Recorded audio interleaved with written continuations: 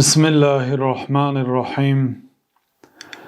الحمد لله والصلاة والسلام على رسول الله وعلى آله وأصحابه ومن والاه. أما بعد، شيخ الإسلام قدس الله روحه وطيب ثراه در عقیده واسطیه گفتند که ثم من طریقة اهل السنة والجماعة اتباع آثار رسول الله صلی الله علیه و سلم باطنا و ظاهرا. سپس از طریقه اهل سنت و الجماعت این است که پیروی به آثار جناب رسول الله صلی الله علیه و سلم است، هم باطنا و هم ظاهرا. باطنا آن عملهایی که عملهای قلبی هست، مانند توکل به الله، مانند نیت خالص، مانند خواستن رازگی الله تعالی از اجرای عملها، نیت نیک و پاک نگاه داشتن قلب از ریای و سمعه و حسد و حقد و کینه و عداوت و به مانند این از عملهای گناه که در قلب می شود. اهل سنت و الجماعت چی صفت های دارند؟ شیخ الاسلام رحمت الله علیه بعض آن صفت ها را بیان کرده، می گویند که سپس برای چی؟ ثم، بعد این که درباره الله تعالی، فرشته ها، روز قیامت، درباره اصول اعتقاد معلومات دادند، گفتند که ثم من طریقت اهل السنت و الجماعه، از طریقه اهل سنت و الجماعت، راه و روش اهل سنت و الجماعت این است که پیروی به آثار جناب رسول الله صلی الله علیه و سلم. آثار جمع کلمه اثر. اثر هر چیزی که از پیامبر صلی الله علیه و سلم به ما رسیده آمده است، خواه از سخن باشد، خواه از فعل و رفتار جناب رسول الله صلی الله علیه و سلم، خواه از اقرار ایشان، خواه از وصف جناب رسول الله صلی الله علیه و سلم. مثلا پیامبر صلی الله علیه و سلم گفتند که انما الاعمال بالنیات، نتیجه عملها وابسته بر نیت ها هست. این حدیث قولی هست، یعنی اثری قولی، سخنی پیامبر صلی الله علیه و سلم است. آثار فعلی باشد، پیامبر صلی الله علیه و سلم عادتشان چنین بود که اگر پرسنده پرسیده آید نه نمی گفتند یا طعام را عیب نمی کردند. وصفشان چنین بود که مثلا یکی از وصفهایشان از جناب رسول الله صلی الله علیه و سلم بهترین بوی می آمد. ما شممت عنبرا ولا مسکا اطیب من ریح رسول الله صلی الله علیه و سلم. یگان مشک یا یگان عنبر بوی نکردم که از بوی جناب رسول الله صلی الله علیه و سلم بیده خوشبویتر باشد. از بدن مبارک یک نوع عرق، یک نوع خوشبویی می برآمد که واقعا یگان خوشبویی دنیا با آن برابر کرده نمیشد. این وصف است. این هم حدیث حساب میشد، اثر حساب میشد. این چون اقرار پیامبر صلی الله علیه و سلم، وقتی که در حضور پیامبر صلی الله علیه و سلم یک عمل اجرا شد و پیامبر صلی الله علیه و سلم انکار نکردند، اقرار کردند، دلالت به سنت و اثر پیامبر صلی الله علیه و سلم بودنش میکند. از راه و روش اهل سنت و الجماعت این است که پیروی و آثار جناب رسول الله صلی الله علیه و سلم. یعنی آثار خیلی که برای شما گفتیم، مقصد از آثار ان همین سخن و قول و کردار و اقرار و وصف رسول الله صلی الله علیه و سلم، نه آثار به معنای اینکه پیامبر صلی الله علیه و سلم از همین جا گذشتند و همین موضع نشستند بعد در همین موضع مثلا آب نوشیدند، بعد خستند در یک موضع دیگر نماز خواندند. انا همین آثار، این آثار جایی که یعنی ایزی پای میگویند، جایی که پیامبر صلی الله علیه و سلم رفتند، نشستند، خواب کردند. این آثار حسی نیست که عبدالله ابن عمر در ابتدا که جوان بودن و به نهایت جناب رسول الله صلی الله علیه و سلم را دوست می داشتند، غیر از اینکه به آثارهای سخنها و قولهاشون و عملهاشون و رفتارشون عمل میکردند و حدیث رسول الله صلی الله علیه و سلم رو حفظ میکردند، علاوه بر این به آثار جناب رسول الله هم پیروی میکردند. آمدن در یک جا قضای حاجت کردند، بعد طهارت کردند، بعد آبی که از طهارت باقی ماند بر یک درختی که همانجا بود بر درخت برده در ریشه اش ریختند، چیزی که پیامبر صلی الله علیه و سلم کرده بودند عیناً در همین جا. و در بعضی جایها سری خود را خم کرده میگذاشتن. مردم میگفتن که برای چی؟ میگفتن که همین جا همون وقت یه درختی بود، جناب رسول الله صلی الله علیه و سلم از تگ درخت سری خود را خم کرده گذاشتن. گفته به این گونه آثارها عمل میکردند که بزرگان صحابگان کرام از این عمل ایشان را منع کردند، سرزنش کردند که این غلو است. گفته از جمله پدرشان عمر ابن الخطاب رضی الله عنه از این عملشان منع کردند. بنابراین منظور از آثار چطوری که گفتیم سخنهای پیامبر صلی الله علیه و سلم و فعل و وصفهای پیامبر صلی الله علیه و سلم. بنابراین حضرت عمر رضی الله عنه آن درختی که پیامبر صلی الله علیه و سلم در زیرش با صحابگان کرام بیعت کردند و الله تعالی آن درخت را در قرآن کریم در سوره فتح ذکر کرد، آن درخت را بریدن، ریشه کن کردند. برای چی؟ دیدن که مردم در همون نزد درخت رفته نماز میخواندگی شدن و الا در نزد آن درخت نماز خواندن یگان سنت نیست. پیامبر صلی الله علیه و سلم یگان حدیث یگان وعده ثواب نکردند. فقط آنها اومدند میخواستند وارد مکه شوند که نماندند در زیر همون درخت، در سایه همون درخت نشستند. یعنی یک گوییم جایگاهی آنها بود تا اون زمانی که گفت و شنید بین کفار مکه و بین پیامبر صلی الله علیه و سلم و نمایندگان مسلمان ها برگزار گشت، تا همون وقت در زیر همون درخت نشستند و در زیر آن درخت عهد و پیمان با پیامبر صلی الله علیه و سلم کردند، چطوری که الله تعالی در قرآن کریم ذکر کرد لقد رضی الله عن المؤمنین اذ یبایعونک تحت الشجره. در حقیقت الله تعالی راضی شد از آن مؤمن هایی که در زیر درخت تو را بیعت کرده. همین درخت در قرآن ذکرش آمد. در زیر درخت آنهایی که همراه پیامبر صلی الله علیه و سلم بیعت کردند، الله تعالی از آنها راضی شد که زیاده از 1400 نفر بودند. انا همون درخت مردم در زمانه حضرت عمر زیارت میکردگی شدند. یعنی مقصد می رفتن، یک می دیدن، به یاد می آوردن که پیامبر صلی الله علیه و سلم همینجا آمدن، در همونجا واقعا پیامبر صلی الله علیه و سلم نماز می خواندند. بنابراین مردم در آنجا به نمازخوانی شروع کردند که حضرت عمر آن درخت را بریدن. یعنی مقصد از آثار، سخنها و فعلها به حدیث پیامبر صلی الله علیه و سلم، به سنت پیامبر صلی الله علیه و سلم عمل کردن است. پیش این راه را گرفتن برای چی؟ برای فتنه نشدن، آینده مردم به بدعت و به خرافات روی نآوردن، پیش این راه را گرفتن. بعد از آن شیخ الاسلام رحمت الله علیه گفتن که طریقه اهل سنت و الجماعت پیروی به آثار پیامبر صلی الله علیه و سلم و اینچون اتباع سبیل السابقین الاولین من المهاجرین والانصار، اینچون این پیروی کردن برای سابقین، آنهایی که اولین شده دین مقدس اسلام را قبول کردن، جان خود، مال خود، آبروی خود، هر چی داشتند بهر این دین مقدس اسلام دریغ نداشتند. رضی الله عنهم و ارضاهم. الله تعالی آنها را راضی شد، از آنها راضی شد، آنها را دوست داشت. پیامبر صلی الله علیه و سلم از آنها از دنیا راضی شده برفتند. از سابقین الاولین، آنهایی که اولین شده دین مقدس اسلام را قبول کردند، من المهاجرین و الانصار، از مهاجرین و انصار.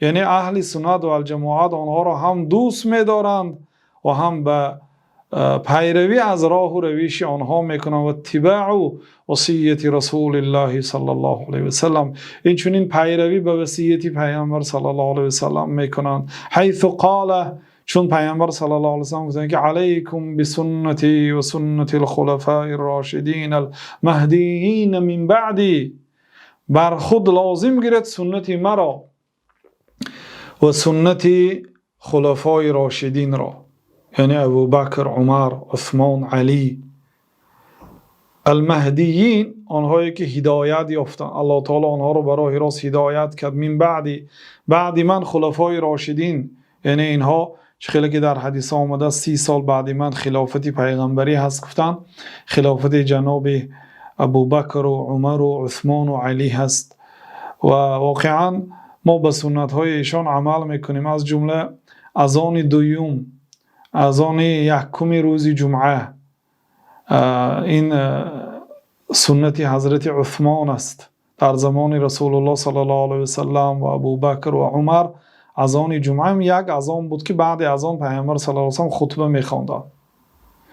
حضرت عثمان اذان اول را سنت کردند، گفتن برای آگاه کردن مردم تا اینکه به نماز آمادگی خویش را ببیند، گفته اذان را سنت کردند و این سنت خلفای راشدین هست. پیامبر صلی الله علیه و سلم ما را توصیه کردند که آن سنت ها را برای خود لازم گیریم. تمسکوا بها، به سنت من و سنت صحابه ها خلفای راشدین شما مستحکم چنگ زنید.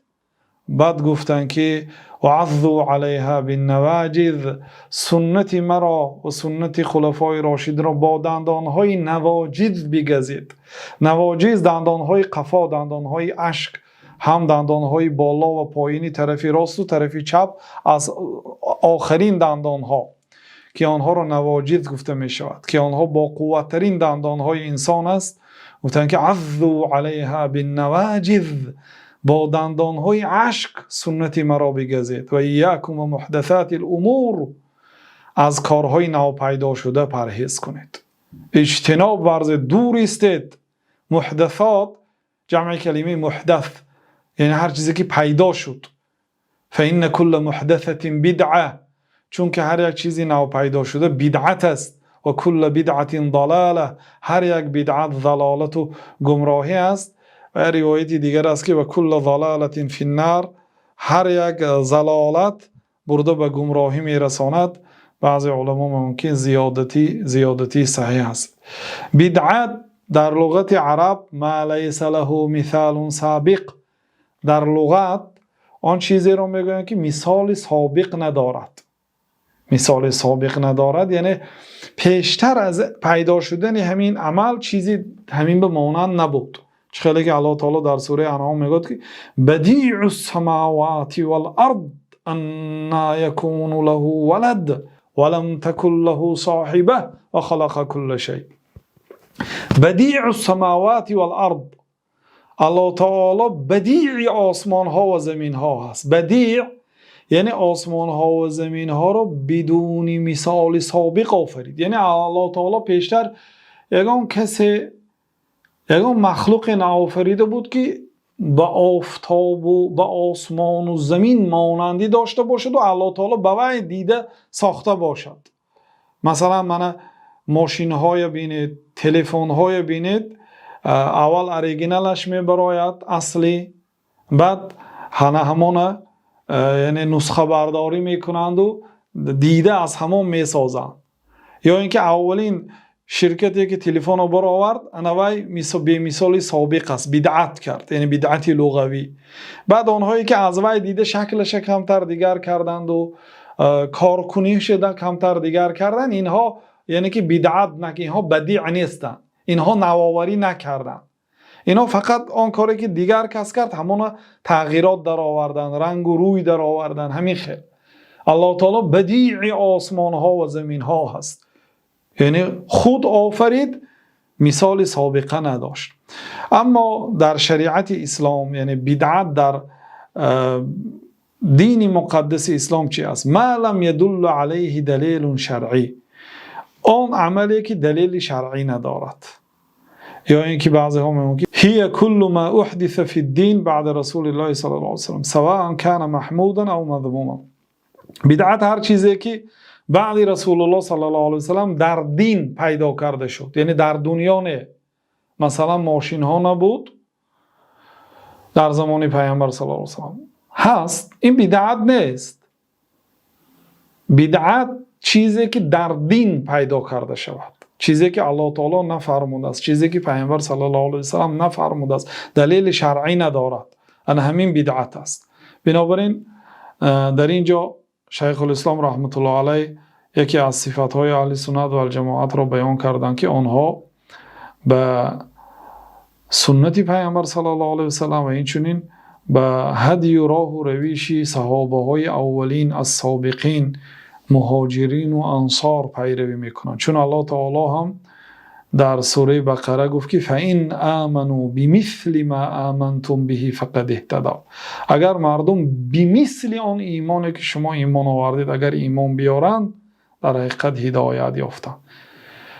و این تولوا فانما هم فی شقاق. اگر مردم روی گردانند از ایمان آوردن مثل ایمان شما، آنها در حقیقت در گمراهی هستند، در بدبختی هستند.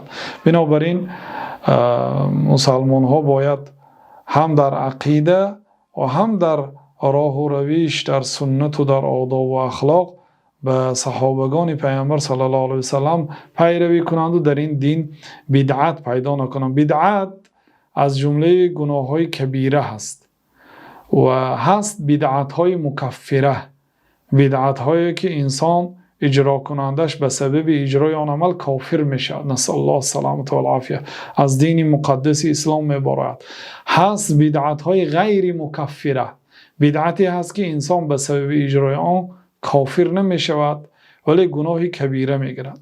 لیکن بدعت از گناه کبیره از جهت بدتر است که اجرا کننده بدعت گمان میکند که او کار ثواب کرده ایستاده است، بنابراین توبه نمیکند تا آن زمانی که بدعت بودن آن را نفهمد. اما شخصی که گناه کبیره میکند و میداند که این گناهش کبیره است، همیشه با دل غش و با قلب سیاه میگردد و گاه در زبانش به اختیار استغفر الله و اتوب الیه صدا میدهد و همیشه با نیت توبه و بازگشت به سوی الله تعالی در روی زمین قدم میماند. اما اهل بدعت نه، بنابراین احتمال است که از بدعتش توبه ناکرده از دنیا گذرد. خلاصه اهل سنت و الجماعت پیروی به سنت جناب رسول الله صلی الله علیه و سلم میکنند و همین گونه به پیروی به صحابگان پیامبر صلی الله علیه و سلم میکنند و یعلمون ان اصدق الکلام کلام الله، و میدانند که راستترین سخن الله سبحانه و تعالی است، یعنی قرآن کریم. چون الله تعالی در دو جای قرآن و من اصدق من الله حدیثا، کیست راستگویتر از الله تعالی دیده، و من اصدق من الله قیلا، کیست راستگویتر از الله تعالی، یعنی استفهام انکار، یعنی استفهام طلب سؤال، کیست راستگویتر از الله تعالی، و در ضمنش جوابش است که نیست کسی راستگویتر از الله تعالی. واقعا الله سبحانه و تعالی سخنهایش راستترین سخنهای و حکمهایش عادلترین حکمها است، چه که در سوره انعام میگوید و تمت کلمت ربک صدقا و عدلا، و سخنهای پروردگارت مکمل است صدقا و عدلا. صدق اگر الله تعالی خبر دهد راست است و اگر حکم کند عدالت است، جل جلاله و تقدست اسماؤه. بعد گفتن که و خیر الهدی هدی محمد صلی الله علیه و سلم. اهل سنت و الجماعت میدونن که بهترین هدی یعنی راه و رویش، بهترین اسلوب زندگی، هدی و سمت، این هدی جناب رسول الله صلی الله علیه و سلم، هدی محمد صلی الله علیه و سلم، بهترین راه و رویش جناب رسول الله محمد صلی الله علیه و سلم. فیؤثرون کلام الله علی غیره من کلام اصناف الناس. این چون اهل سنت و الجماعت کلام الله تعالی را به تمام صنف‌های مردم چه کسی باشند کلام الله تعالی را مقدم میدانند. یعنی باید در آوردن دلیل هم اول باید از قرآن کریم باشد، بعد از حدیث جناب رسول الله صلی الله علیه و سلم باشد، بعد از سخنهای دیگر صحابه و تابعین و امامهای و علمای مسلمان ها.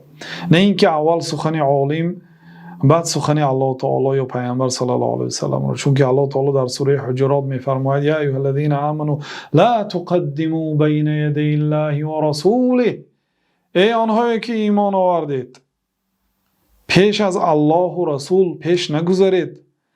یک ترجمه سادهش لا تقدموا بین یدی الله و رسوله، یعنی پیش الله و رسول شما مقدمه نکنید.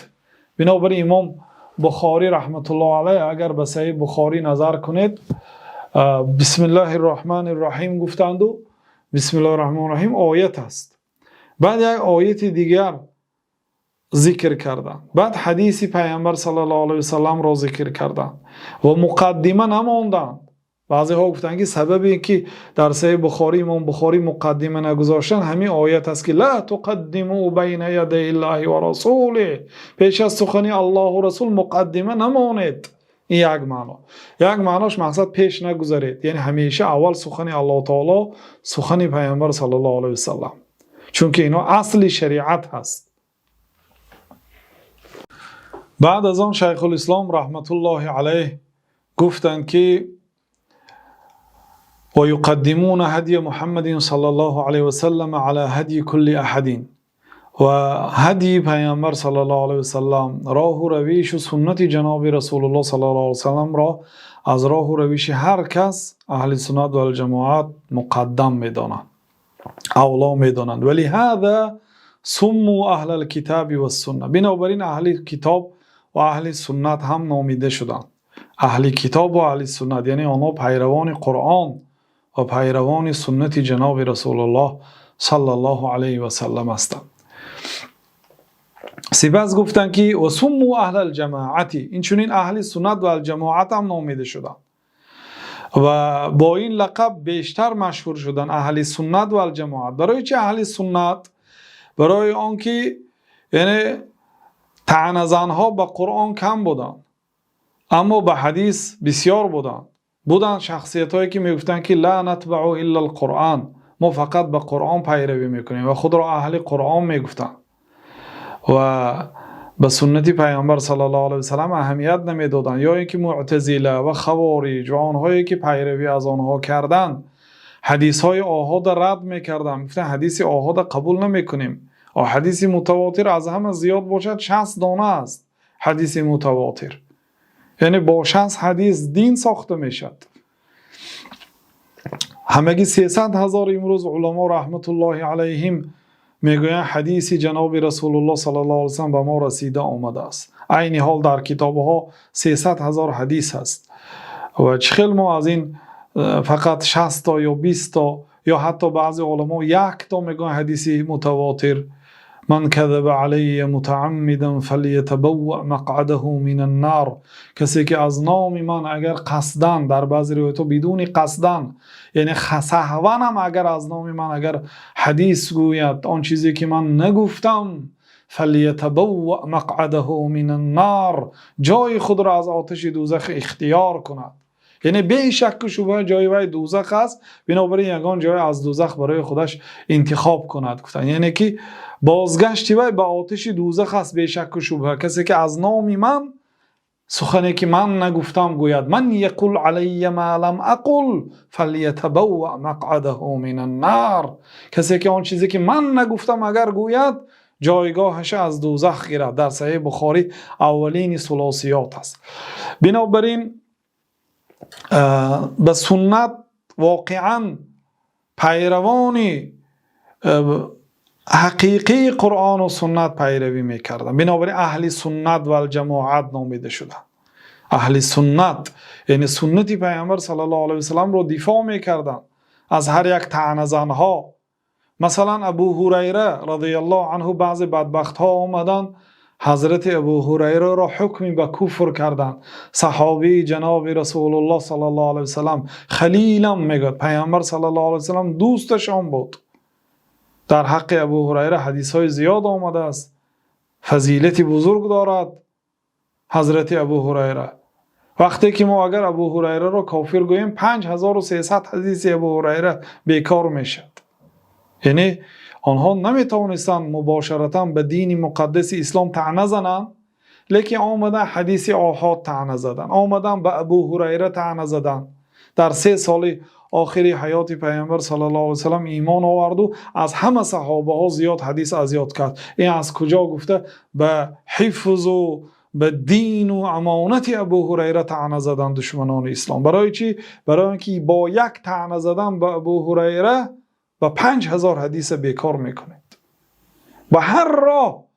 به هر راهی که توانستند به این دین مقدس اسلام دشمنی کردند، کشتند، زندان کردند، نفی کردند، زهر دادند، تهمت کردند، خواستند شرمنده کنند، هر چی کاری که خواستند کردند. جنگ انداختند، طایفه مسلمان ها را به هم دیگر دشمن کردند. برای چی؟ برای اینکه این دین مقدس اسلام دین حق است و مسلمان ها به سبب آنکه پیروی به قرآن و سنت می‌دارند در جانب آنها حق است و قوت همراهی آنها، الله همراهی آنها است. آنها رو شکستن و مغلوب کردن دیگه امکان ناپذیر شد. دیگه آنها از تاریخشون هم، از حقیقت حال و واقعیت هم دانستن که دیگه این دین مقدس اسلام مغلوب کرده نمی شود. بنابراین فرقه ها را ایجاد کردند تا اینکه بین همدیگر آنها را به جنگ اندازند، آنها همدیگر را به قتل رسانند، همدیگر را تهمت کنند، همیشه از قفای جستجوی عیب همدیگر شوند و با همدیگر بدبینی پیدا کنند و با همدیگر مشغول شوند و همین گونه با دست خود مسلمان ها را برای نیست و نابود کردن حرکت کردند و در این کارشان به قدر به درجه هم رسیدن، یعنی به بعض مقصدهایشان هم رسیدن، توانستند مسلمان ها را با همدیگر جنگ اندازند. در تاریخ جنگ های شد اگر مسلمان ها با کافرها جنگ کنند، البته در طرف کافر یک گروه، یک فرقه از مسلمان ها پیدا شده علیه مسلمان ها می جنگی. در همه تاریخ آمدگی است. بنابراین این بود یکی از دسیسه های دشمن دین مقدس اسلام. بعد شیخ الاسلام گفتن که وسموا اهل الجماعتی، اهل سنت اهل جماعت هم نامیده شدن. برای چی؟ لان الجماعت هی الاجتماع. جماعت در لغت عرب اجتماع، یعنی یک گروه مردم اگر در یک جا جمع شون همین جماعت میگوید. و ضدها الفرقه، ضد جماعت جدایی، تنهایی. و این کان لفظ الجماعت قد صار اسما لنفس القوم المجتمعین، اگر چنده که کلمه جماعت در لغت عرب به معنای یک قومی که به یک جا جمع شدن آنها را جماعت گفته شود هم، لیکن وقتی که ما اهل سنت و الجماعت میگوییم یعنی آنهایی که پیروی از حق دارند، اگرچه یک نفر هستند، اگرچه آنها متفرقین هستند. یکی آنها مثلا در قاره افریقا، یکی آنها در آسیا، یکی آنها در اروپا مثلا یا در شرق و در جزیره ها، لیکن آنها جماعت هستند. اگر چنده که پراکنده در دیگر کشورها باشند هم آنها جماعت حساب میشن. ولی اجماع هو الاصل الثالث الذي يعتمد في العلم والدين. اجماع سیومین اصل است. سیومین اصل است که در علم و در دین به وی تکیه کرده میشد، یعنی منبع دلیل. یکی از بحث های عقیده و حتی میشود گفت مبحث اساسی علم عقیده این منبع اعتقاد، منبع سرچشمه ای که از علم و اعتقاد و دین گرفته میشه چی است؟ مثلا بعضی اهل آنهایی که در داخل مسلمان ها هستن، فرقه های مسلمان ها هستن، میگوین که منبع دلیل عقل است، نه نقل. نقل درجه دوم میستاد. اما اهل سنت و الجماعت از صحابه ها، تابعین، امام ها، تبع تابعین، علما، اینا میگن که اول قرآن است، سپس سنت است، سپس اجماع است. یعنی منبع دلیل، منبع یعنی سرچشمه ای که از آنجا علم، دین، عقیده، دلیل گرفته میشد این قرآن کریم است. سپس سنت پیامبر صلی الله علیه و سلم است که بیانگر قرآن است، وسیع کننده و شرح دهنده قرآن است که الله تعالی در 40 جای قرآن ما رو بازگشت به سنت پیامبر صلی الله علیه و سلم به امر کرده است. و ما آتاکم الرسول فخذوه، هر چیزی که پیامبر میگوید شما گیرید. و من یطیع الرسول فقد اطاع الله، کسی که اگر اطاعت رسول کنه در حقیقت و اطاعت الله کرده است. در 40 جای قرآن کریم الله تعالی ما را بازگشت به سنت پیامبر صلی الله علیه و سلم امر کرده است. گفت به سنت پیامبر صلی الله علیه و سلم بازگشت کنید. سنت بیان کننده قرآن است. بعد از آن ولی اجماع علما، اجماع علی الخصوص صحابه ها، ولی اجماع هو الاصل الثالث، سیومین اصل است. الذي يعتمد في العلم والدين، اصلی که برای بازگشته می شود در دین و علم.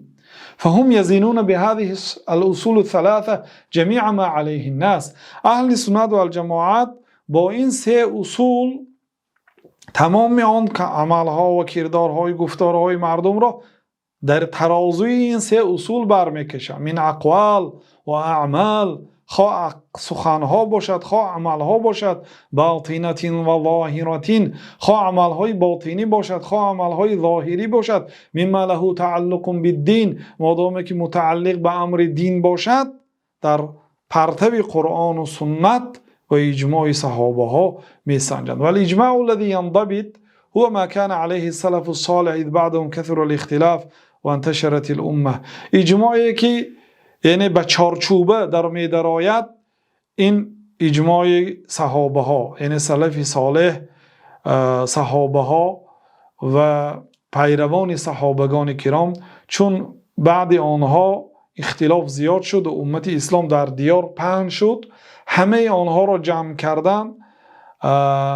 علل خصوص در زمانهای بعدی مشکل شد، یعنی اجماع در زمان صحابه ها علل خصوص سبکتر بود، برای آنکه کدام صحابه در کدام کشور معلوم بود و فکر آنها را گرفتن به طور آسانتر بود. بعد اینکه امت اسلام به مشرق و مغرب پهن شد، اجماع مشکل تر شد میگن. بنابراین اجماع منضبط اجماع دور سلف است گفتم که این سه اصل است.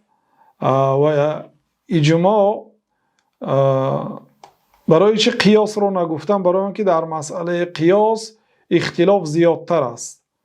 اگرچه مثلا اکثر علما 4 اصل متفق علیه قرآن، سنت، اجماع، قیاس میگویند، شیخ الاسلام اجماع را ذکر کردن. قیاس هم بعد اجماع هست، لیکن مرتبهش بعد اجماع هست. اما اجماع برای چی مرتبهش بلند است؟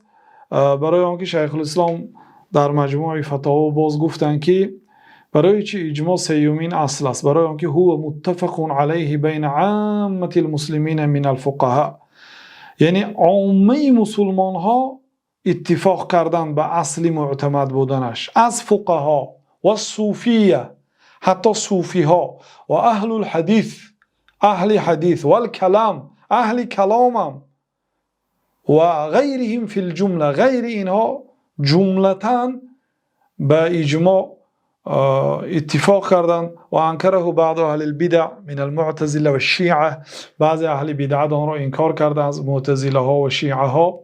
لكن المعلوم منه هو ما كان عليه الصحابه، لیکن اجماعی که معلوم است آنی که صحابه ها اجماع کرد. اما بعد ذلك فتعذر العلم به غالبا، یعنی اجماع نقل کردن غالبا مشکل تر بود، برای آنکه خیلی که گفتیم مردم در دنیا پهن شده بودن. در جای دیگری مجموع الفتاوا شیخ الاسلام گفتن که ولا یوجد مسئله یتفق الاجماع علیه الا و فیها نص. هر یک مسئله هایی که علما اجماع کردن در آن نص است، یعنی قرآن و سنت به آن دلالت کرده است. خب بعضی گفتنش ممکن که برای چی مادامی که قرآن و سنت اگر دلالت کرده که باشد، اجماع برای چی؟ اجماع برای آن که فهمی همین مسئله یگان کسی پیدا نشود که معنای این آیت این خیلی هست یا معنای این آیت چونین است گفته دیگر خیلی ترجمه نکند. گفته اجماع، فایده اجماع این است.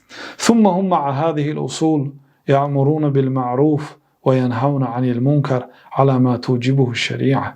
سپس اهل سنت و الجماعت بعد این اصل ها، یعنی در بالا همش اصول اعتقاد بود، از ایمان آوردن به الله تعالی و صفاتهای الله تعالی و کلام الله تعالی و قدر خاص تقدیر الله تعالی و ایمان آوردن به فرشتگان و به روز قیامت و به تمام جزئیات آن و این چنین اعتقاد درباره صحابه ها، آل بیت، همسران پیامبر صلی الله علیه و سلم و غیره از اصول را ذکر کرده. گفتن که ثم هم مع هذه الاصول یأمرون بالمعروف و ینهون عن المنکر على ما توجب الشریعه.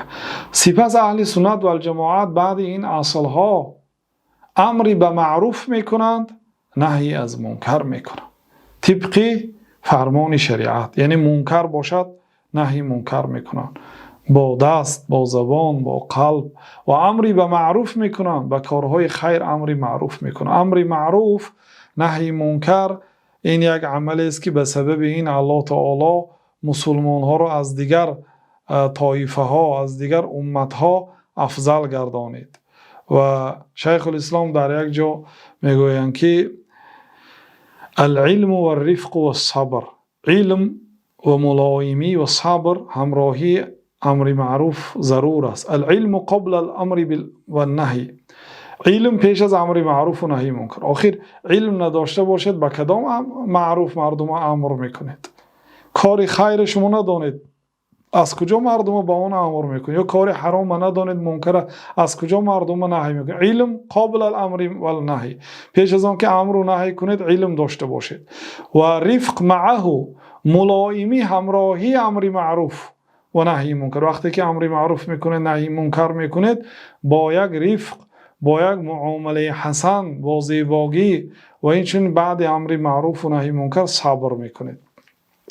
این امر معروف و نهی منکر حتی بعض علما رحمت الله علیهم گفتن که ششمین رکن دین مقدس اسلام است. گفتن 5 رکن اسلام است و ششمینش امر معروف و نهی منکر است. گفتن که دلالت به بزرگی امر معروف نهی منکر میکند که اهل سنت و الجماعت غیر از اینکه به این اصل ها ایمان میبیارند و اعتقاد میکنند، باز امر معروف و نهی منکر میکنند. و یرون اقامت الحج والجهاد والجمع والاعیاد مع الامراء ابرارا كانوا او فجارا و یحافظون علی الجماعات.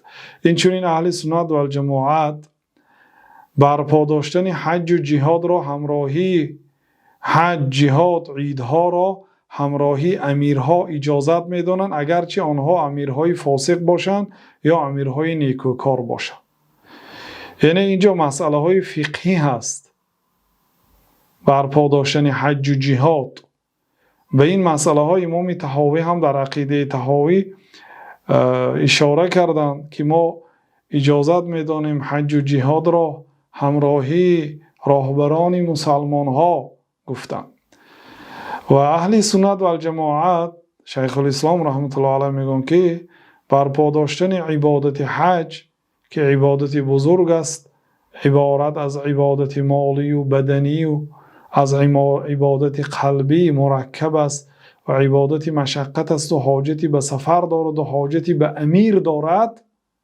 ما گفتم برپا داشتن حج را با همراهی امیرهای فاجر و ابرار، خواه آن امیر نیکوکار باشد خواه فاسق باشد، لیکن به شرطی که مسلمان باشد، ما اجازت میدانیم. این چنین جهاد هم جهاد به امیر نمیشد.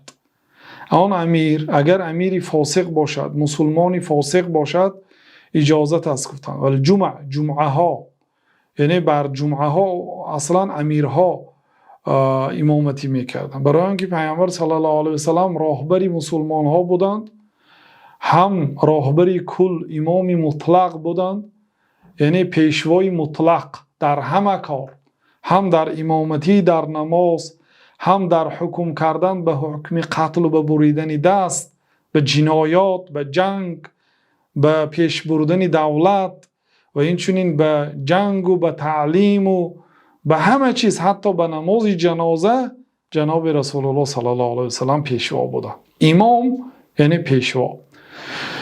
این چنین در نمازهای جمعه و عیدها امام پیامبر صلی الله علیه و سلام بودند در نماز عید. همین گونه بعدی پیامبر صلی الله علیه و سلام ابوبکر، عمر، عثمان، علی، حسن، حضرت معاویه رضی الله عنه، بعد از آن فرزندش یزید ابن معاویه، همین گونه امیرها به عید و جمعه های و به نماز جنازه و به مردم خطبه میکرد. حتی حجاج ظالم خطبه های جمعه داشت، بسیار فصیح بود، بلیغ بود، خطبه ها داشت. بنابراین شیخ الاسلام عقیده اهل سنت و الجماعت رو نقل کرده، گفتن که ما همراهی آنها، برپا داشتن جمعه ها، نمازهای عید، نمازهای جماعت، حج و جهاد، خواه آنها خوب باشند آدمهای، خواه آدمهای فاسق و فاجر باشند، اجازت میدانیم و یحافظون علی الجماعات، و به جماعات محافظت میکنند. یعنی که جماعت لازم میگیرن اگرچه امام آنها فاسق باشدن. یعنی گپ درباره مسلمانی فاسق رفته توز، نه کافر. خب برای چی همین چیزها رو در عقیده میگویند؟ برای آنکه در کتاب منهاج السنه هم شیخ الاسلام رحمت الله علیه میگویند که والجهاد لا يقوم بها الا ولاة الامور، جهاد با همراهی صاحبان امر میشد. خب علما، یعنی بیان کننده حکم جهاد و فرماندهنده امر جهاد، امرا، یعنی آنهایی که بر بالای مسلمان های عامی امر میکنن، حکم میکنن، یعنی جهاد که با آنها میشود. بنابراین فإن هذه الامور من حج والجمع والاعیاد، حج و جمعه و عیدها که به اینها حاجتی به راهبر دارد، یعنی نفر باید راهبریت کند. بنابراین گفتن که ما آن را جایز میدانیم اگرچه آن آدم فاسق باشد. فلو اشترط للقیام بها برهم و صلاحهم لتعطلت هذه المشاعر. شیخ الاسلام در مجموع فتاوا میگوید که اگر در این عملها نیکوکار بودنی امامها و راهبرها، امیرها اگر شرط میشد، بسیار این شعائر اسلام از بین میرفت. میگن یکی از شرط های این که نماز جماعت امام باید آدم صالح باشه، اگر امام فاسق باشه در قفاش نماز خوانده نمیشد، گوییم نماز جماعت از بین میرود. امام طحاوی هم در عقیده طحاوی گفتن که و نرى الصلاة خلف کل بر و فاجر، ما نماز را در قفای هر یک نیکوکار و هر یک فاسق اجازت میدانیم. علل خصوص در آخر زمان پیامبر صلی الله علیه و سلم خبر دادن که یکی از علامات قیامت به شما یک شخصیت های امامتی میکند که شما از امامتی ایشان راضی نیستید. دیگه همین است. هر کسی که امام میشد راضی نمیشید. چیکار کنیم؟ نماز خوانید گفتن. اگر آنها درست نماز خوانند فلهم ولکم، بر فایده آنها و بر فایده شما، و این اخطئوا، اگر آنها در نماز یا در غیر نماز خطاکار باشند فعلیهم فولکم، به فایده شما یا بر ضرر آنها هست گفتن. دیروز برادر پرسیدن که ما دبی میریم و نمیدانیم اون امام ها کی هست، هم مسجد ها در آمده نماز خوانیم یا نخوانیم. این چی سوال است برادرها؟ این سوال دلالت به ندانستن عقیده میکند. عقیده مسلمان نماز را در قفای هر یک بر و فاجر اجازت میداند، الا اگر کفر آن امام روشن باشد. اصل در مسلمان ها آنها یعنی که قبول هستند، اصلا باید در قفای هر یک نماز زی مسلمان ها اهل سنت و الجماعت نماز میخوان، الا اگر کفری وی معلوم باشد، سحرگر باشد مثلا، یا یگان نواقض اسلام را علنا، یعنی که در حقیقت از عملهای کفر صادر شده باشد، در این صورت اگر کفرش روشن باشد در این صورت بد خوانده نمیشه. لیکن عموم در تمام جایی که میروید در مسجدها نماز جماعت میخوانید. اگر شیخ الاسلام میگوین که ببینید اگر شرطی امیر یا امام صالح بودن آنها و پاک بودن آنها میشد، این حج و جهاد و نماز جماعت و عید و جمعه ها از بین میرفت. این شعائر اسلام است. شعائر یعنی چی؟ هر چیزی که الله تعالی به بزرگی و اعلان کرده است. ماه مبارک رمضان، مسجدها، اینها حج، اینها شعائر اسلام است. و من یعظم شعائر الله فانها من تقوى القلوب. هر کسی که شعائر الله تعالی را اکرام کند، بزرگ شمارد، این دلالت به تقواداری او میکند. بعد از آن شیخ الاسلام رحمت الله علیه گفتند که و یدینون بالنصیحة للامه، و اهل سنت و الجماعت به امت اسلام نصیحت را دین اعتقاد میکنند. خیلی که پیامبر صلی الله علیه و سلم الدین و النصیحه گفتن، دین نصیحت است گفتن. نصیحت یعنی ادا کردن حقوق منصوح. آن شخصی که شما او را نصیحت میکنید برای او اشفاق مشفقی کردن و حق او را ادا کردن و او را نصیحت کردن است. و یعتقدون معنی قوله صلی الله علیه و سلم المؤمن للمؤمن کالبنیان یشد بعضه بعضا. مؤمن به مؤمن مانند بنا هست، بعضیش را مستحکم میکند. گفتند و شبک بین اصابعه، بین انگشتان مبارکشان تشبیه کرده، یعنی به همدیگر در آورده. شبکه به همین معنا هست، یعنی مومن به مومن مانند بنا هست. بنا همدیگر را یک غشت میماند، بعد یک غشت دیگر میماند، بعد غشت بالایی را بر بالای دو این غشت میماند که اینها را مستحکم دارد. مسلمان ها همین خیلی یک دیگه هاشان را دستگیری میکنند. و قوله صلی الله علیه و سلم مثل المؤمنین فی توادهم و تراحمهم و تعاطفهم مثل الجسد اذا اشتكى منه عضو تداعى له سائر الجسد بالسهر والحمى. و پیامبر صلی الله علیه و سلم گفتند که مثال مؤمن ها در محبت بین همدیگر و مهربانی هم بین همدیگر و دوست داشتنشان بین همدیگر مثل یک جسدی هست.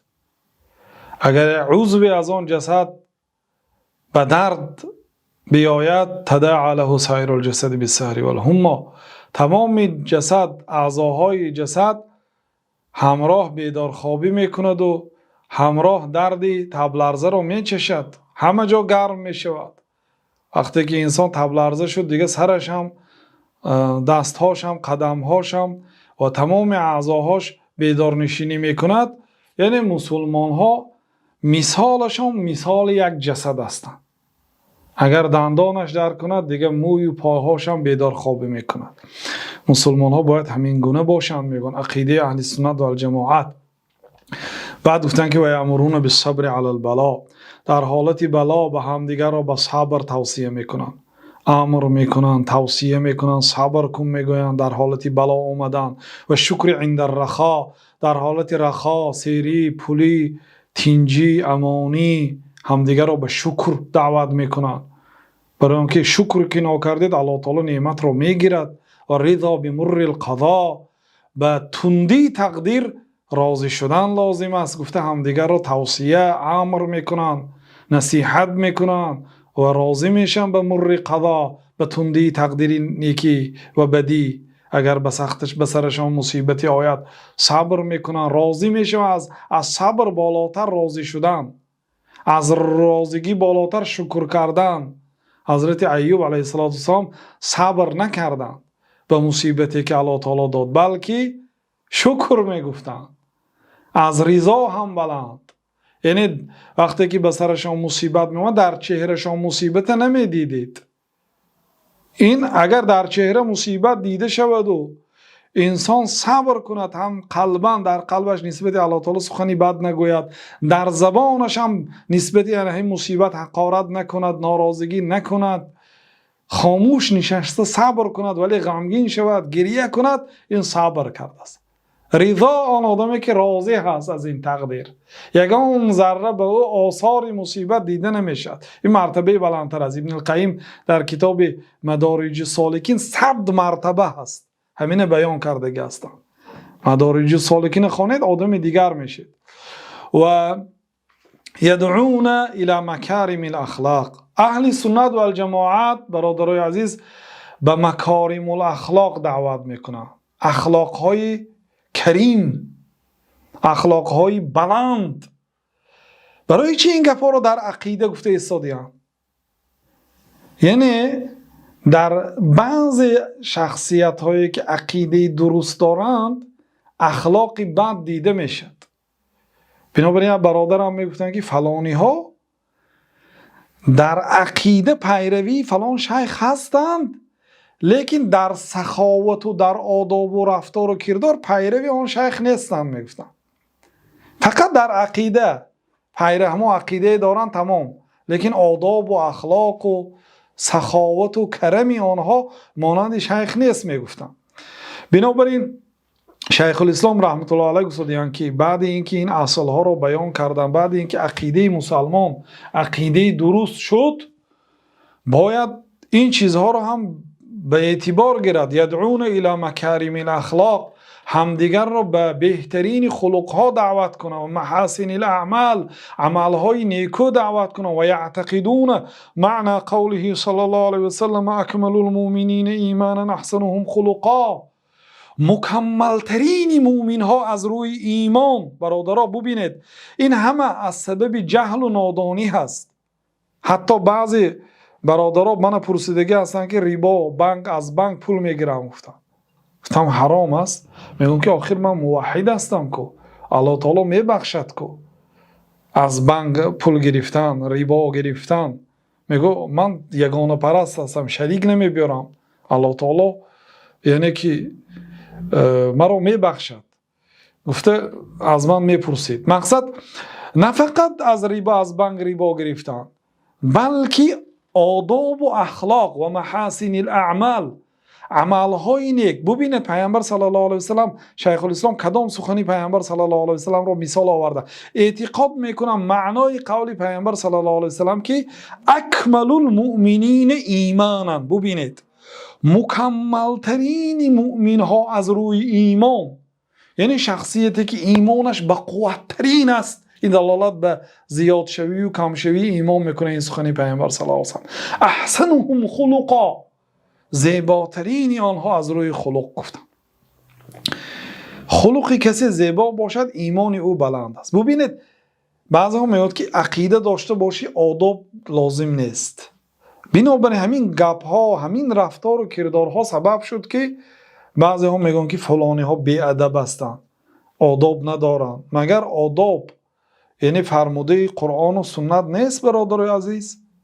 او شیخ الاسلام ابن تیمیه، ببینید شخصیتی که اهل بدعت را ریشه‌کن کردند.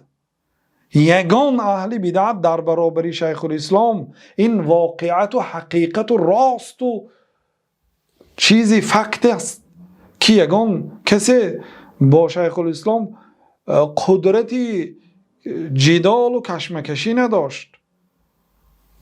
گفتن که هر کسی که برای اعتقاد باطل و برای مذهبی باطل اگر از قرآن کریم و سنت صحیح پیامبر صلی الله علیه و سلم دلیل بیارد، مگرم با عین همان دلیل من او را میشکنم. گفتن همان دلیل، همان آیت و همان حدیثی که به مذهبی باطلش دلیل کرده است، خودی همان آیت به خودش رد میزند، با همان رد میزنم. گفتن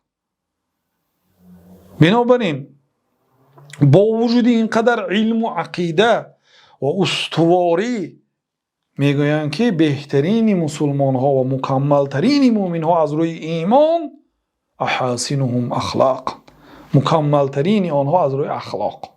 ببینید اخلاق و ایمان پیامبر صلی الله علیه و سلم در یک حدیث ذکر کردن. بنابراین شیخ الاسلام در یک جای دیگر گفتن که اصلا شریعت به دو تقسیم کردن به اصول و فروع، این تقسیمات محدث است. گفتن این تقسیمات بعداً پیدا شد. الله تعالی الیوم اکملت لکم دینکم، امروز من دین شما را مکمل کردم. گفت دین هم آداب دارد، هم عقیده دارد، هم تاریخ و خبر دارد، هم فقه دارد، همه چیز را در بر گرفته است. بنابراین آیات ها را بینید، یا آیت شروع میکنید یا ایها الذین آمنو، ای آنهایی که ایمان آوردید، برای شما روزه فرض شد. روزه فرض شد الکی فقه، عقیده، یا ایها الذین آمنو عقیده، در پایانش با الله تعالی سمیع است، علیم هست، حکیم است، غالب است، گفته با نامهای پاک و صفاتهای پاکش با آخر میرساند. تاریخ نقل میکند، در بینش عقیده است. سوره یوسف بینید، حضرت یوسف در زندان هستند، دو نفر آمده درباره تعبیر خواب پرسید، گفتند که پیش از آن که من به تعبیر خواب شما، اگرچه این خواب ندیدید، من تعبیر خواب شما میگویم، لیکن پیش از این گوش کنید که من یک قومی را ترک کردم که آنها به الله تعالی روز قیامت ایمان نداشتند. عقیده، دعوت به شکر، دعوت به صبر، بعد بیان خواب، تعبیر خواب که عبارت از حکم‌های و عبارت از فقه و آداب و همه چیز را این شریعت اسلام در بر گرفته است. بنابراین برادرای عزیز، آداب هم جزئی دین مقدس اسلام است، بلکه الله تعالی در بعضی موضعها از توحید آداب را مقدم کرده است. در سوره طه الله سبحانه و تعالی نقل کرد وقتی که حضرت موسی را به میقات دعوت کرد، گفت که فلما اتاها نودی یا موسی، وقتی که حضرت موسی به موعدگاه آمد، به جایی که الله تعالی تعیین کرد، معین کرد آمدند، الله تعالی گفت که نودی یا موسی، موسی ندا کرده شد، انی انا ربک، ای موسی من پروردگار تو هستم، فخلع نعلیک، پای افضالت را ببر کن، کش. ببینید، پای افضالت را کش. مثلا یک آدم اومد مسجد رو برای تعلیم توحید، لیکن کاوش که دیدر آمد به مسجد بالای گلیم، مگر این بیادابی نیست؟ فخلع نعلیک، پای افضالت را بدر کن، کش. اینک بالوادی المقدس طوى، تو در وادی مقدس طوى قرار داری، یعنی تو در یک کوچه و در یک صحرا قرار نداری که با پای افضالت گردی، تو در یک وادی مقدس قرار داری، پای افضالت را بکش. این آداب است. و انا اخترتک فاستمع لما یوحى، من تو را اختیار کردم برای گفتن این وحی، فاستمع لما یوحى، با آن وحی که به تو گفته میشد گوش انداز. با آدابانه درس گوش کردن این آداب است. صحابهان کرام وقتی که جناب رسول الله صلی الله علیه و سلم صحبت میکردند، کأن علی رؤوسهم الطیر، گویا که در سر آنها پرنده نشسته است. یعنی اگر سر را که جنباندند پرنده میپرد، تا اینکه پرنده نپرد نه جنبیده میشتند، یعنی که گویا که در سرشان پرنده است. با تمامی وجودشان سخن پیامبر صلی الله علیه و سلم رو گوش میکردن که این آداب است. ببینید دو آداب را ذکر کرد پیش از آن که وحی فرستاند.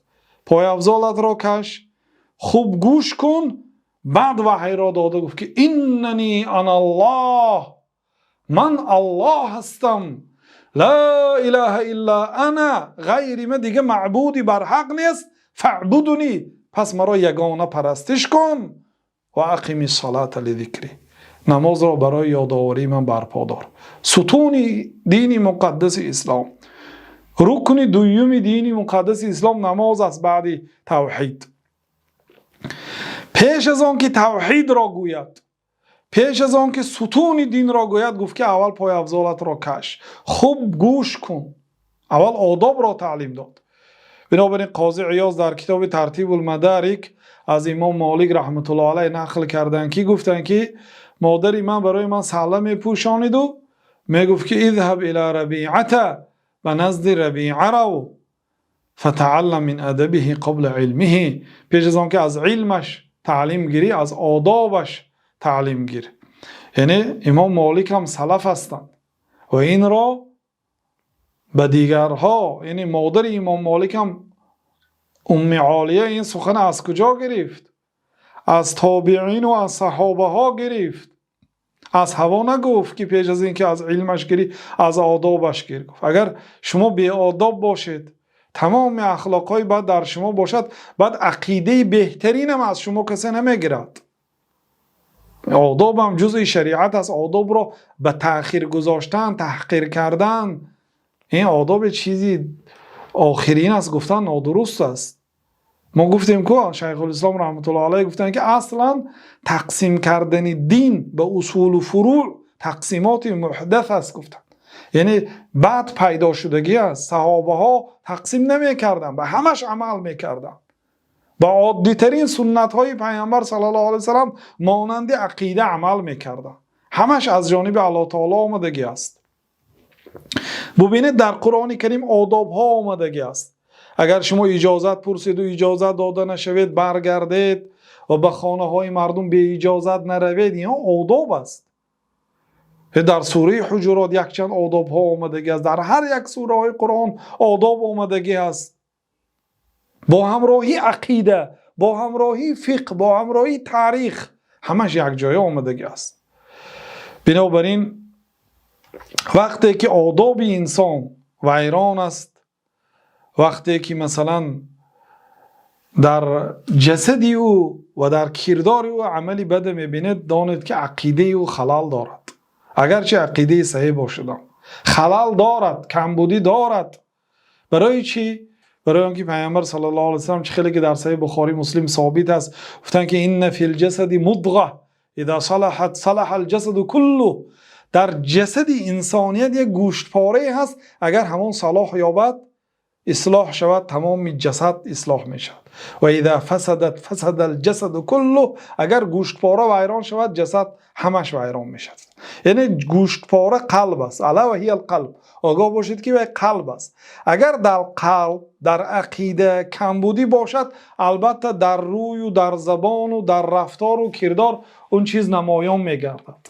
بنابراین در مسند امام احمد و در دیگر کتاب‌های سنن و مسند آمده است، در سنن نسائی کبری عبدالله ابن عمر رضی الله عنهما، انس رضی الله عنه روایت میکنند که پیامبر صلی الله علیه و سلم گفتند که یطلع علیکم الان رجل من اهل الجنه. حالا به شما به این مسجد یک شخص وارد میشد که از اهل جنت است. بعد دیدیم که یک مرد از انصاری وارد مسجد شد، یک نماز سبک خواند و برآمده رفت. بعد روز دیگر پیامبر صلی الله علیه و سلم همین گونه گپ گفتند، روز سیوم گفتند. بعد عبدالله ابن عمر در روایت انس، عبدالله ابن عمر از قفاش رفت، میگن از او اجازت پرسید در خانش 3 شب خواب کند، همراهی او جای دهد، در خانش جای داد. بعد در این 3 روز یگان عمل زیادتی را ندید، فقط همین که میگوید یگان سخنی بد نمیگفت، خاموش می نشست. یگان نماز زیادتی، یگان روزه زیادتی از ما، چیزی که ما میکردیم، یعنی مانند تهجد و نماز ضحی و نمازهای سنت و از این زیادتی ندیدم. بعد مجبور شدن روزی سیوم گفتن که پیامبر صلی الله علیه و سلم گفتن که از همین در یا مرد می‌دارد که اهل جنت است. گفتن خلاصه برای همین من به خانه تو آمده شب گذرانیدم 3 شب، لیکن در تو یگان عملی زیادتی رو ندیدم. چه عملی داشته باشی که پیامبر صلی الله علیه و سلم تو رو از اهل جنت گفتن؟ گفت که ما هو الا ما رأیت، من هیچ عملی ندارم غیر از اون چیزی که دیدی. گفت هر چیزی که در پیش تو کردم همین قدر عمل دارم، غیر انی لا اجد فی نفسی لاحد من المسلمین غشا ولا احسد احدا على خیر عطاه. لیکن من یگان مسلمان ها در دلم غش، بدبینی، فریب یا که حسد به آن مسلمانی که الله تعالی برای او خیر داده است ندارم. در بعضی روایت ها شبها شب میگذارانم و در قلبم نسبت یگان مسلمان بدبینی نیست. بعد گفتن که بله انا همین است کرداری که تو را پیامبر صلی الله علیه و سلم به سبب همین به جنت بشارت دادن. وقتی که قلب سلیم میشه، الا من اتى الله بقلب سلیم، مگر آن آدمی که به نزد الله تعالی با قلب سلیم آمده است، با قلب سلامت، قلبی که ریا ندارد، سمعه ندارد، کبر ندارد، غش ندارد، حقد ندارد، کینه و عداوت و بدبینی ندارد، قلبی وسیع برای مسلمان ها این قلب سلیم است. بنابراین بسیار گناه های کبیره با قلب اجرا میشد و بسیار عمل های بزرگ هم مانند ایمان، مانند اخلاص، مانند یقین و توکل، اینا همه با قلب میشه و قلب با عقیده اصلاح میشه. برادرای عزیز، بنابراین شیخ الاسلام رحمت الله علیه گفتن که غیر از این اصولی که ما با قلبمون اعتقاد میکنیم، باز این است که ما به خلق نیکو و بهترین رفتار و کردار مردم رو دعوت میکنیم. و یندبون الی ان تصل من قطعک.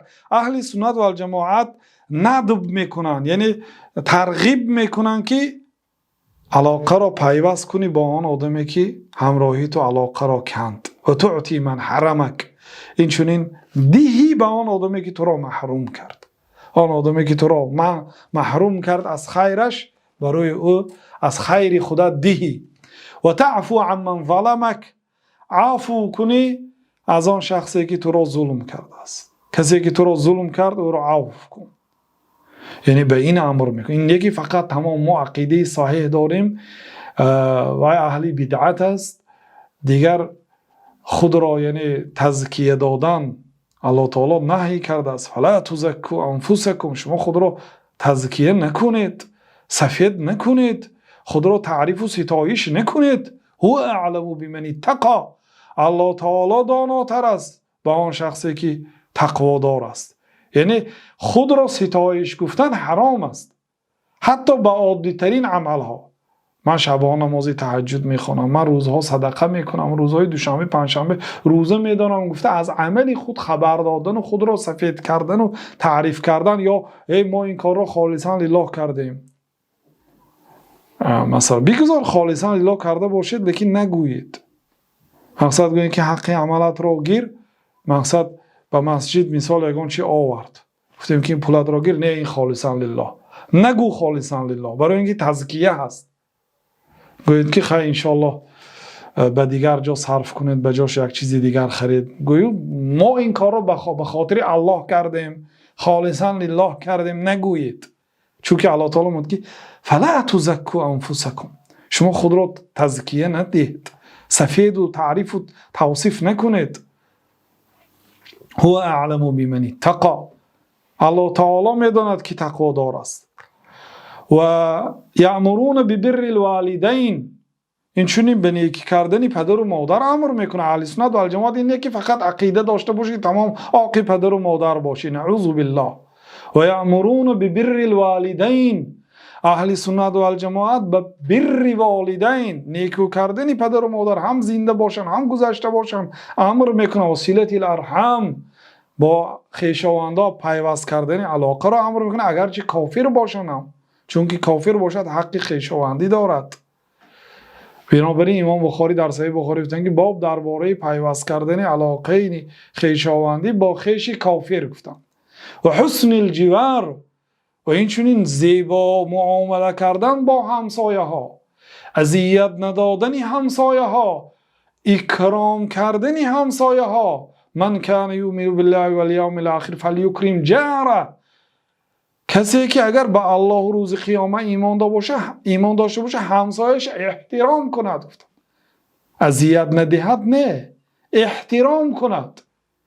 چخیلی که پدر مادر یا یک مثلا عالم، یک شخصی دوست داشته تونه، یک امیرتونه احترام میکنید، همسایتون احترام کنید. یعنی اهل سنت و الجماعت غیر از اینکه عقیده سالم دارند، باز پدر و مادر، خویشاوندا و همسایه ها با اینها معامله زیبا دارن. و الاحسان الی الیتامى، نیکی به یتیم ها میکنن، سری آنها رو سیله میکنن، بی پول و بی صدقه با آنها سلامت نمیکنن. و المساکین، به مسکین ها ملایم میکنن، با آنها خیر و سخاوت میکنن، آنها را دل برداری میکنن، با آنها سری دسترخوان میشینند. و ابن السبیل، آنهایی که در راه در مسافرت ماندن. و رفق بالمملوک، به مملوک ملایمی میکنن، خواه غلام حیوان باشد خواه مملوک زنده از آدم باشد، یعنی زمان غلامداری. حضرت ابوذر غفاری با غلامشان یک نوع سر و لباس می پوشتن، سر و لباس های حل زیبا، مردم میگفتن که این چه لباس پوشی است که ابوذر غفاری هم لباستون از لباسی غلامتون فرق نمی کند. گفتن که من وقتی حضرت بلال را یا بن سودا ای بچه سیاه گفته حقارت کرده بودن، پیامبر صلی الله علیه و سلم عیرته به امه، تو رو مگر با مادرش تحقیر کردی؟ با مادرش عیب کردی؟ مادر حضرت بلال سیاه بود، یا ابن سودا بچه سیاه گفتن تو رو با مادرش تحقیر کردی. اینک امرؤ فیک جاهلیه، تو یک شخصی هستی که در تو اخلاق جاهلیت باقی مانده است. گفتن بعد حضرت ابوذر غفاری در دوام حدیث گفتن که اخوانکم خولکم، این برادران شما، یعنی غلام ها که بسیارش مثلا از دیگر کشورها آمده بود، اینا برادران شما هستند. فمن کان اخوه تحت یده، کدام آدمی که برادرش در زیر دستش باشد، فلیطعمه مما یطعم، طعامی که خودش میخوره اونو طعام دهد، و لباس دهد از آن لباسی که خودش میپوشد، و کاری وزنی نفرماید، اگر رفت و کاری وزنی فرماید یاری دهد. گفتن بنابراین من با غلامم همین گونه سر و لباس میخرم، هر چیزی که برای خودم خریدم برای غلامم هم میخرم. گفتن یعنی اهل سنت و الجماعت با غلام ها و با حیوان هایی که مملوک آن مالکیت آنها است رفق میکنند، حتی با حیوان هایی که دارند اسب و خر و خچیر و شتر آنها را یعنی ظلم نمیکنند. و ینهون عن الفخر، از فخر من میکنند. پیامبر صلی الله علیه و سلم میگه انا سید ولد آدم ولا فخر، من سیدی فرزندان آدم هستم، سروری فرزندان آدم هستم، بهترین فرزندان آدم هستم، ولا فخر، یعنی این من از روی فخر نگفتم برای شما، از روی علم، از روی خبر دادن این وحی است. پیامبر صلی الله علیه و سلم باید بر مردم خبر دهند که امر شرعی هست، این علم است. بهترین فرزند آدم، سید ولد آدم، سیدی فرزندان آدم این حضرت محمد است. این باید دانیم این علم است. پیامبر صلی الله علیه و سلم گفتن ولا فخر، یعنی من این از نگاه فخر نگفتم. فخر ممکن نیست با نسب، با زیبایی، با خوشرویی، با علم، با قدرت فخر کردن دور، ولی خیلا حرام است، یعنی کبر و غرور، یعنی این عملها اهل سنت و الجماعت باید این کارا رو نکنن. ولی بغی، ظلم و تجاوز حق، تجاوز حد و حدود و الاستطاله علی الخلق، زبان درازی، زیاده روی بر خلق، به حق او به غیر حق، خواه با حق باشد خواه با غیر حق. و گفتن که و یأمرون بمعالی الاخلاق و ینهون عن سفاسفها، اهل سنت و الجماعت به عالی ترین خلق ها امر میکنن و از خلق و رفتارهای پست مردم را منع میکنن، خود را و دیگرها را منع میکنن. و کل ما یقولونه و یفعلون من هذا و غیره فانما هم فیه متبعون الکتاب و السنه، هر کاری که میگویند و میکنند از این و آن، این همش در آن همش آنها پیروی قرآن و سنت هستند. یعنی در هر یک گفتار و کردارشان، در هر یک آداب و رفتارشان آنها پیروی از قرآن و سنت دارند. و طریقهم هی دین الاسلام، راه آنها این دین اسلام است. الذي بعث الله به محمد صلی الله علیه و سلم، راهی که الله تعالی دین مقدس اسلام است که الله تعالی آن را به محمد صلی الله علیه و سلم فرستانیده است. لكن لما اخبر النبي صلی الله علیه و سلم ان امته ستفترق على 73 فرقه، لیکن وقتی که پیامبر صلی الله علیه و سلم خبر دادن که امت ایشان به 73 فرقه تقسیم میشد، كلها فی النار الا واحده، همه آنها در دوزخ هستند غیر یک نفر، غیر یک طایفه، یک گروه، و هی الجماعه، و آن هم جماعت است نامش.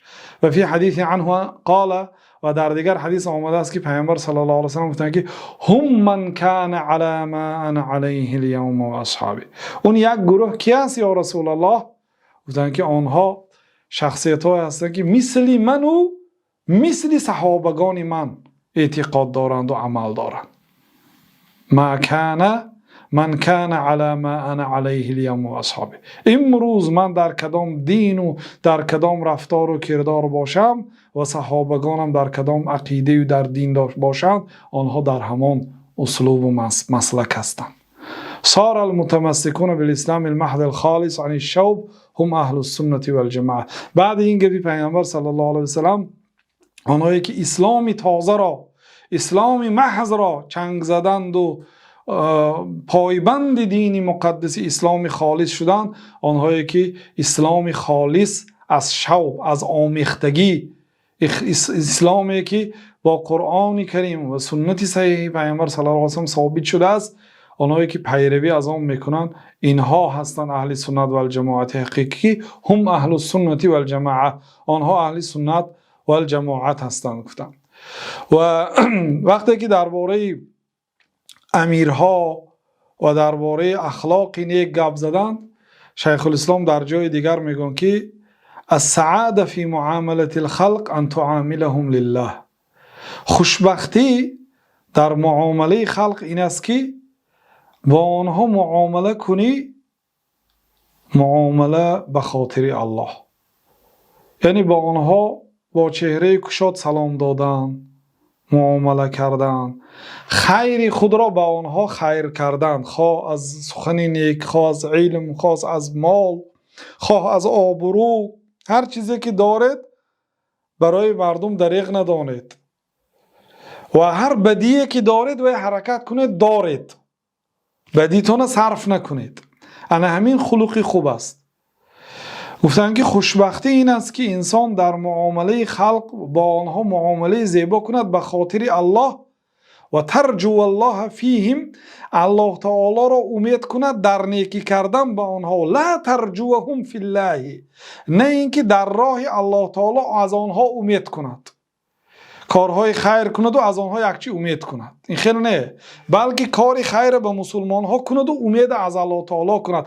و تخافه فیهم، از الله تعالی بیترسی در حق آنها، یعنی از در حق آنها ظلم کردن، حق آنها را خوردن، از این کارها ترسی، از الله تعالی ترسیده حقوق آنها را پایمال نکنی. ولا تخافهم فی الله، لیکن در راه الله از آنها نترسی، از مسلمان ها یا از مردم نترس در راه الله تعالی، بلکه از الله تعالی ترس در ظلم کردن آنها. و تحسن الیهم رجاء ثواب الله لا مکافاتهم، و آنها و نیکی کن نه با مقصدی از آنها مکافأه برگشتن، مکافات آمدن، بلکه برای الله. و تکف عن ظلمهم خوفا من الله لا منهم، از ظلم خدا از آنها نگاه دار، همچون خوفی از الله تعالی، از الله تعالی ترسیده، نه از آنها. وقتی که انسان به حاجت می شود، صاحب پول و مال می شود، به بعضی مسلمان ها سخت می رسد. میگه برای چی سخت میرسی؟ میگه که من اول چی جایی ترس دارم، میگه چی جایی ترس دارم، چی زبان کلتگی دارم. آخه زبان کلتگی نداشته باشیم، ترس نداشته باشیم، سخنی ناجا نگو. پیامبر صلی الله علیه و سلم یک آدم که با روی کشاد و معامله نیک کردن، حضرت عایشه گفتن که یا رسول الله برای چی این خیلی معامله کرده حالان که آدمی بد است؟ گفتن که متى وجدتنی فاحشا، کی مرا دیدی که سخنی فحشا گویم به مردم. یعنی اگر چی وای آدم سزاواری سخنی نیک نیست، پیامبر صلی الله علیه و سلم اکراما، همچون کرم و سخاوت از پیامبر صلی الله علیه و سلم برای او معامله نیک کردن.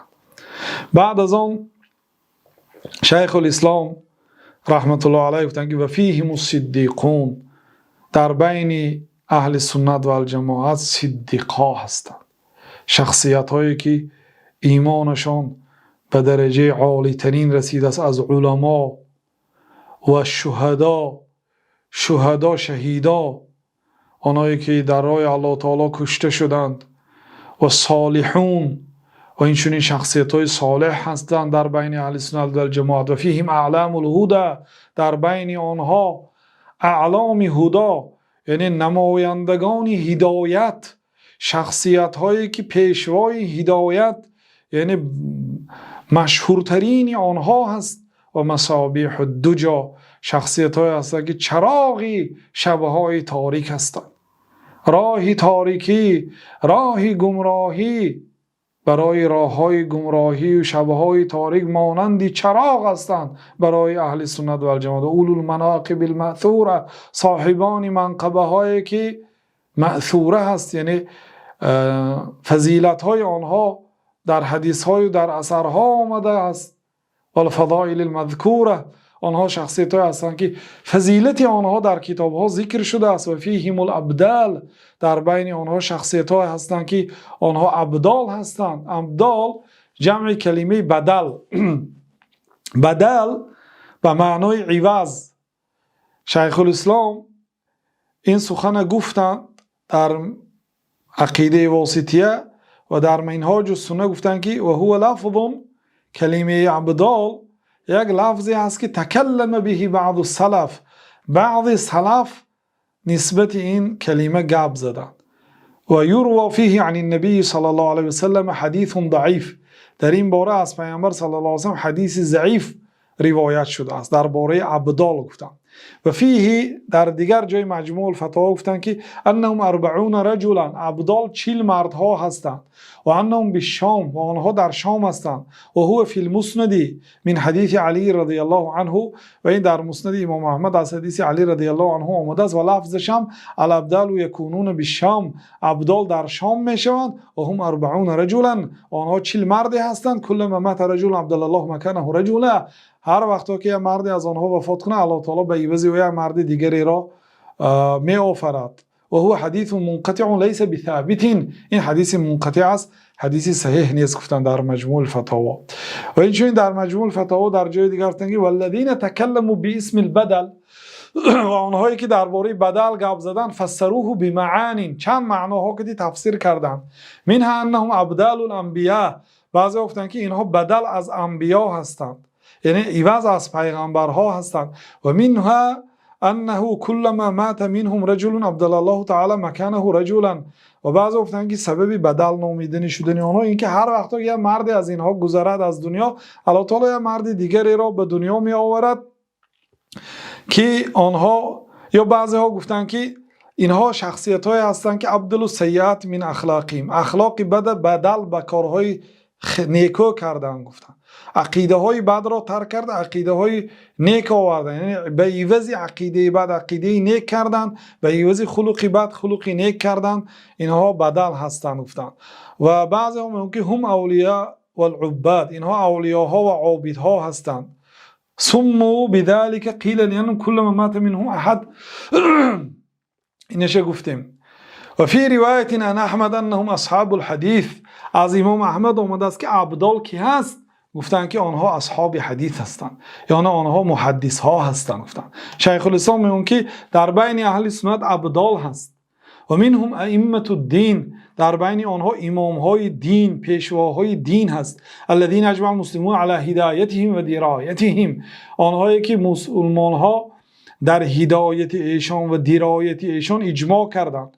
هدایت یعنی در موفق بودن آنها، در راه راست بودن آنها و در فهم و علم آنها مسلمان ها اتفاق کردند، مانند 4 امام ها، مانند امام ابو حنیفه، امام بخاری رحمت الله علیهم. و هم الطائفه المنصوره، و اینها طایفه منصوره از جانب الله تعالی نصرت داده شده ها هستند.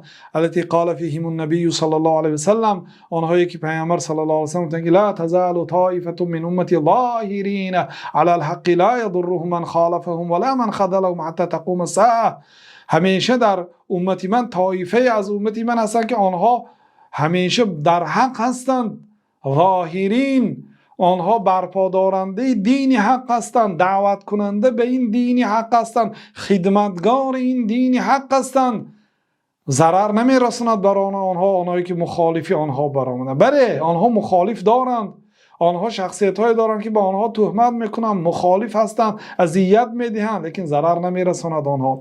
ولا من خذلهم، و آنهایی هستند که آنها را حرکت میکنند خار و ذلیل کنند، اینها به آنها ضرر نمیرساند حتی تقوم الساعه، تا قیامت نشود، یعنی تا روز قیامت گروهی از امتان من در دین حق هستند. بعد شیخ الاسلام رحمت الله علیه در پایان عقیده واسطیه گفتند که فنسأل الله العظیم ان یجعلنا منهم.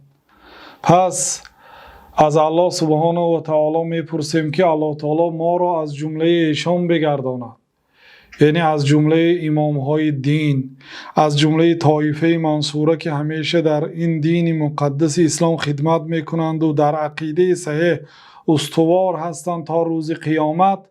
ما را از جمله آنها بگرداند. و الا یزیغ قلوبنا بعد اذ هدانا، و اینکه قلب ما را گمراه نگرداند بعد از اینکه ما را هدایت کرد. و یهب لنا من لدنه رحمه، و از الله تعالی میپرسیم که برای ما از جانب خود مهربانی دهد. انه هو الوهاب، الله تعالی ذاتی وهاب است، یعنی دهنده، عطا کننده هست، جل جلاله و تقدست اسماؤه.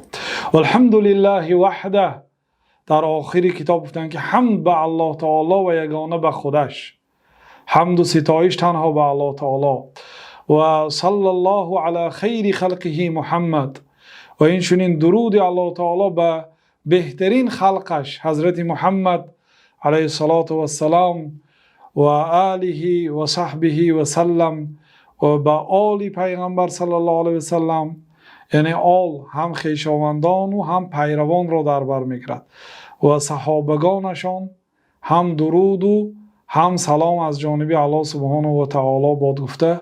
با صلوات کتاب را به آخر رساندم، با این دعای و با این صلوات که یکی از آداب دعا این است که انسان در ابتداش به الله تعالی حمد و ثنا گوید و در آخرش هم به الله تعالی حمد و ثنا و به پیامبر صلی الله علیه و سلم صلوات فرستاند. با همین عقیده واسطیه را تمام کردند. و عقیده واسطیه یک کتابی هست که شیخ الاسلام رحمت الله علیه در حضور نایب سلطان مسلمان های دنیا و در نزد علمای 4 مذهب از مفتی ها و قاضی های مذهبی امام ابو حنیفه و مالک و شافعی و احمد و غیر اینها از علماهای معتمد، آنهایی که در بین امت زبان صدق داشتن و شهرت داشتند، در بین همه آنها عقیده واسطیه خوانده شد، حرف به حرف.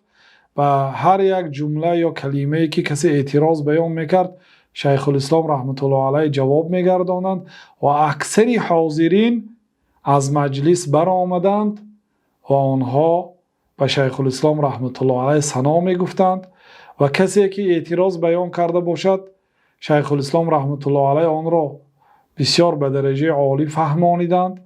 حتی اگر قبول نکرده باشدم دیگر سخنش تمام شد، به هر سخنش شیخ الاسلام رد وافر و جواب شافی و کافی گردانیدند و مجلس با آخر رسید. در 3 مجلس که اینا در مناظره شیخ الاسلام در عقیده واسطیه 4 درس را گذاشتیم، انشاءالله درس های نوبتی را انشاءالله تمام میکنیم کتابه. در آنجا می آید در آخر شیخ الاسلام به همه علما و آنهایی که اعتراض بیان کردن مهلت دادن که در مدت 3 سال از همین کتاب یه حرفی یابید که خلاف گفته های سلفی صالح باشد گفتند. و در عقیده شیخ الاسلام رحمت الله علیه و نه غیر شیخ الاسلام دیگر کس یعنی مجال اجتهاد ندارد. هر چیزی که قرآن و سنت گفته است به فهم سلف صالح، صحابگان کرام، تابعین و تبع تابعین باید به مردم رسانیده شود. یعنی هر چیزی که در این کتاب گفتند همش از قرآن و سنت و از آثار صحابه ها نقل شده هست و هر چیزی که با عباره خود هم گفتند معنای آن سخن ها هست. و از الله سبحانه و تعالی میپرسیم که گناه های ما شما را مغفرت گرداند، برای راست هدایت گرداند و از راه صراط المستقیم هرگز گمراه مگرداند. از این دنیا موحد و مسلمان واقعی وفات کردن را نصیب روزی گرداند. و صلی الله و سلم علی نبینا محمد و علی آله و صحبه اجمعین.